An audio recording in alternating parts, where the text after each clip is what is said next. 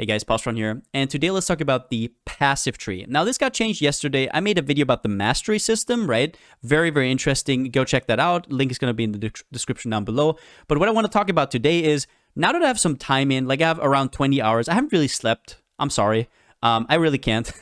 It's too hype. Basically, I just want to give you some trends that I saw while remaking some of my guides, some weaknesses that got fixed, and also some weaknesses introduced. Some new mechanics that are, let's just say, completely new and very interesting. But yeah, let's get right into it. The number one trend that I saw immediately basically was kind of the erasure of a lot of cluster jewels in my builds. So what do I mean by that? Well, with the new masteries introduced, basically whatever cluster you take, at the end you get a goodie pack for 1 point basically. There is usually something very, very strong in most clusters, not all of them, but basically any cluster that is worth more than a point that you definitely want to take. So after taking the cluster, you take that in the middle, which takes passive points. And the problem is most of the cluster jewels are damage, and a lot of the things you get from here also damage. So it kind of replaces that in a sense. And most of the time, masteries are actually so strong that they can compete or outright be better than cluster jewels if you take a lot of them. This obviously depends on how many clusters you actually take. It's obviously not for all builds, but a lot of my builds basically saw something like this, where I would cut a whole large plus 2 mediums just to fit in all my masteries. Because here's the thing, right? You actually have to travel to life. And I'm just going to take life as an example here. Sure, you can do the same thing for energy shield. It's the same thing, right? But the thing is, you can't really get much life from the masteries, so you still have to travel to them. And cluster jewels are mostly damage, right? There's obviously exceptions, but mostly damage. So that's what the masteries are going to do as well. So you can't, unfortunately, just cut 100% life in your build, all the travel nodes to fit in masteries. You would be decimated, right? So most of the time, what's going to be left to cut is going to be cluster jewels or damage clusters on the tree, which mostly have also been, like, the damage clusters that you took before, a lot of them have been erased by cluster jewels, and now it's time for a lot of the cluster jewels to be erased by masteries, which was very surprising to me, but overall, it just kind of goes to show how strong the new masteries are. This will obviously vary from build to build. For some builds, it's absolutely impossible to cut cluster jewels, so you might even have to reconsider your whole passive tree. But cluster jewels being less of a priority is definitely something I saw basically immediately. Now, number two is the fact that there is a lot of increased damage sources missing. And what I'm talking about is obviously not the starting nodes, right? They're still there as they were, but a lot of the specific nodes, they're more centered around, I don't know, Chaos over time multi, Poison over time multi, Fire dot multi. There's even whole clusters with dot multi, but increased burning damage, etc. has kind of been erased over time. Even stuff like Holy Fire doesn't give you increased damage anymore. A lot of the small nodes have been reworked that before were just 12% damage. They now do something unique. So in the end, what you end up with is actually, I ended up in my poison builds being starved for increased damage and not for damage over time multi. Believe it or not, you probably won't believe me until you do it yourselves. I understand. Just something to watch out for. A lot of the things that just had random increased damage thrown in there doesn't have it anymore. It got specialized. Like, I don't know, Hunter's Gambit, right? Master Fletcher, stuff that had randomly 20% increased damage, got it removed. It got compensated for sure. Yeah, I'm just saying there's a lot of increased damage missing, which also might kind of change the way we gear, might change the way we see jewels. For example, maybe damage over time multiplier is not as important as stuff like burning damage, poison damage, etc. Play with this around as you like to. I'm sure that in the melee area, it's not that big of an issue, but when I made Ignite builds and Poison builds in particular, this was something I came across basically immediately. Next up, Spell Suppression is actually a lot more scarce than I thought it would be.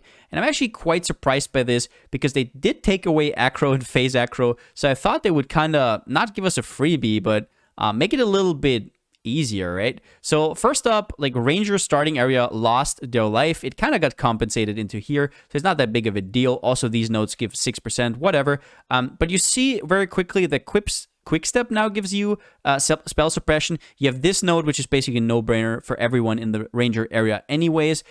But you see this drop off pretty fast. Now you get 10% here. You're never going to take both of these, right? So you have 10% either here, then you have 10% here, maybe 5% there. These nodes are pretty inefficient, right? 3% and 12 evasion. And that's basically it. And then you have 2 clusters that revolve around spell suppression, which is Entrench, which is kind of weird, right? Life recovery from flasks coupled with it seems kind of sketchy, not very good, also kind of out of the way.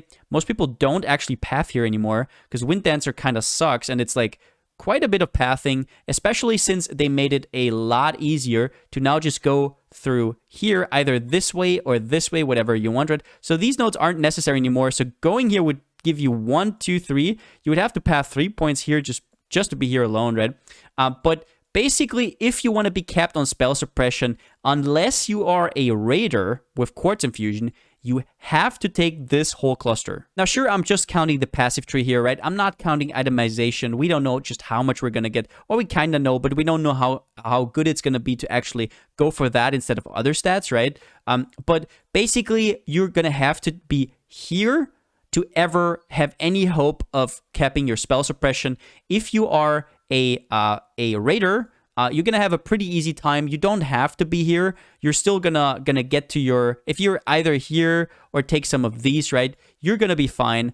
But as a non-raider, if you want to be capped at 100%, you will have to take this whole cluster here. Don't forget that there's also a 10% chance to suppress spell damage if your boots, helmet, and gloves have evasion, which is very interesting, but shouldn't be very hard. This can kind of get weird if you have to run any unique without an evasion roll in any of those slots. So in that case, you can't use it. But otherwise, this is a complete 40% spell suppression for 5 points, which is very, very efficient. But a lot of people don't even want to path down here anymore, so it's kind of weird. Also, something to mention, because of the scarcity of spell suppression on the tree, is acrobatics reaching 150 spell suppression for the 75 maximum spell dodge chance is actually really hard.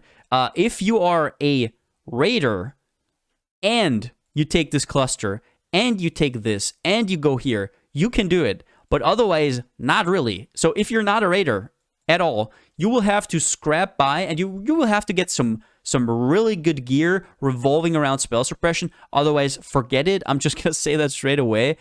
So yeah, a lot of the spell suppression focuses around this cluster here, which gives you a whole 40%. This is kind of out of the way, and it's weird life recovery from Flask. Altogether, it only gives you 22 plus the mastery 32 if you want to, right? But yeah, just make sure that you plan your ranger around actually getting some form of spell suppression, or you're gonna have a pretty bad time against those spark mages. Now, next thing that immediately became apparent when planning one of my tricksters was that the shadow area is abysmal to path through up here right now. And I'll show you what I mean. So you just go through here normally, right? Fine. If you're damage over time build, you go through here.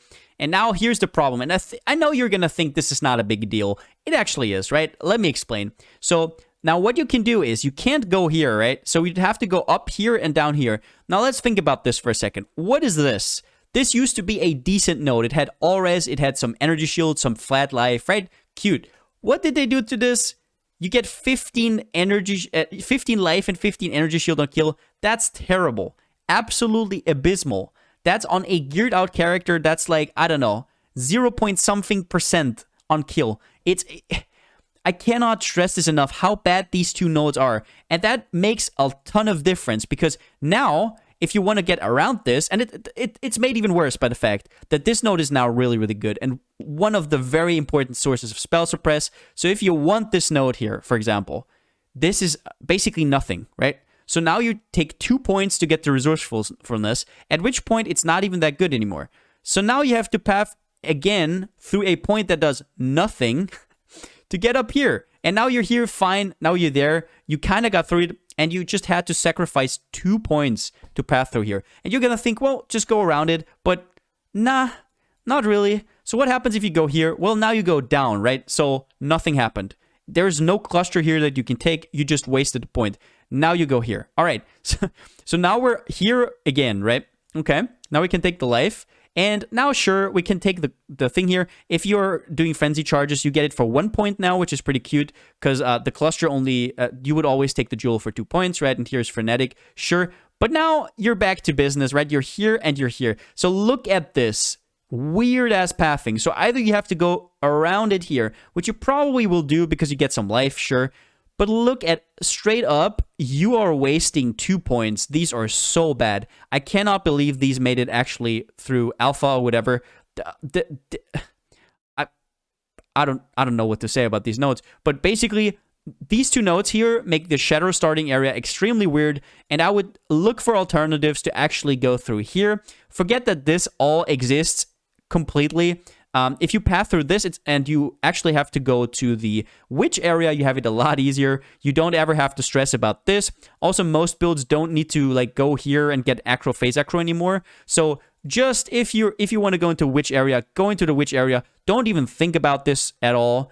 Just do it. But yeah, these 2 nodes kind of destroying the shadow starting area right now. However, on a happy note with starting areas, we have Ranger. Now, obviously, Ranger got a little bit nerfed because the life has been removed from here, but it's actually not that big of a deal if you look at the nodes right next to it that you will always take, right? You get 5% life here. These 2 have extra 1% life, and then you have 2 new life nodes that you will always take anyways. They didn't lose anything. You lost like 4% movement speed or something here, which you will get back here because Quickstep is now in a very good spot. But here's the thing. So before, what you had to do a lot of the time is the nodes here were pretty awkward. They were shield and dual wield, which is, number one, very weird for a class that a lot of the time just goes bow, right? Number one. So it was already impossible to go through here. And even if you wanted to go through here, it was just not really worth it. The nodes were kind of weak, right? So you had to take a lot of small nodes that weren't really worth it. So what you would do a lot of the time is you would path like this, and then you're here, right? And you go on with your day. You don't have to do that anymore. Both of these nodes, these clusters are really, really good for their respective things. If you want movement speed and spell suppress, that's really, really good, right? Straight up movement speed very early in the game for a lot of builds. That's huge, right? And the second ones for every single LE build, a no-brainer. 12% here, decent, right? But then you get to 24 crit, 24 damage, and 8 all res, which is also very good at the start. Like, if you get res anywhere on your gear before Marvel, you're very, very happy, right? But overall, it's a lot easier to path through here, which opens up this. And this area here has just been cleaned up completely. And you just need 1 point, you're here. And then also, they removed a point from here. So if you want to go down, you can take whatever you want, right? And you're immediately here at the jewel, and you're almost there. So there is also 1 point removed from here. So overall, the Ranger area, a lot more cleaner, a lot better. Doesn't have any of the problems that Shadow has. Going Ranger will be very, very smooth. Next up, let's talk about Staves. So you might think nothing happened to Staves. What do you mean? Why are you so specific? Well, I just want to tell you a little bit about the staff nodes that were so premium before that are now kind of destroyed. I'll tell you why. So before, with basically every melee build, Devotion is just always worth it, right? It even got buffed. It's now 10% life on the big node instead of 8%. So going up here, strength, life, Devotion was basically always worth it. Of course, even more so if you're a staff build, because here is smashing strikes, counterweight, right? You're just in heaven at this point. After that, it was kind of a decision to make, right? They actually turned the outer nodes here into strength and the inner into int, just to kind of point that out. But basically, at this point, you had a decision to make, right? Because a lot of builds, a lot of the LE staff builds wanted to get up here because they could do this, right? Take Sovereignty maybe. And then they take One with the River and Blonde Trauma, which were just fantastic nodes, right? But it didn't end here. You could go here and then take, oh, yeah, you can't take Serpent Stance anymore because it's down here. So now, waste a point to get here. So now this cluster gets completely watered down. You don't want anything to do with this area as a staff build. Number two, but you will say, now you can get Enigmatic Reach, right? Right here? No, it's also point away. So for a staff build that before took Enigmatic Reach and Serpent Stance here, they just lost 2 passive points. And I just want to make it clear just how important that is in a day and age of masteries where your points are worth more and more. They're getting more and more premium, right? Just straight up losing 2 points, crazy. So if you're a staff build, probably stop here or don't come here at all anymore. Only time can tell, but you're basically losing Serpent Stance and Enigmatic Reach, but there is a little bit of a solution to that with one of the uniques that were revealed a bit ago. And that unique is Strangle Grasp, which I actually made a video about. Now, why am I talking about this amulet again? Well, you can anoint 4 notables. So what if you just forget this all exists up here, and as a staff build, you can now anoint 4 premium things, and that is 1 with the River, Blunt Trauma, Enigmatic Reach, and Serpent Stance. You are basically saving a ton of points. Enough points, to be fair, that you could probably get a whole new large cluster with 2 mediums on top, right? Or you can path, I don't know, completely into the duelist area, whatever you want. Just don't waste your time with these points anymore.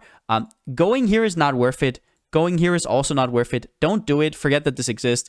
At most, path up here or use the amulet. I don't know how expensive it's going to be, so put that with a little grain of salt, right? But those are 4 premium nodes to allocate in order to save a lot of points in staff builds. Now, then I also want to talk about something that has been in the game for quite a long time, but wasn't ever really talked about because there weren't any good sources of it, right?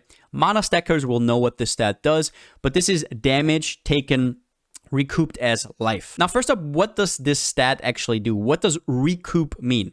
Well, it means that if you're taking damage, for example, and you have these 3 nodes, right? That is a total of 30 damage recouped as life. That means if I take 1,000 damage, 300, 30% of that damage is regen to me over 4 seconds. So regen of 300 over 4 seconds makes sense, right? Let's see how much that is per second, and that is 75 life regen per second, which doesn't sound too impressive, right? But you can stack this, number 1.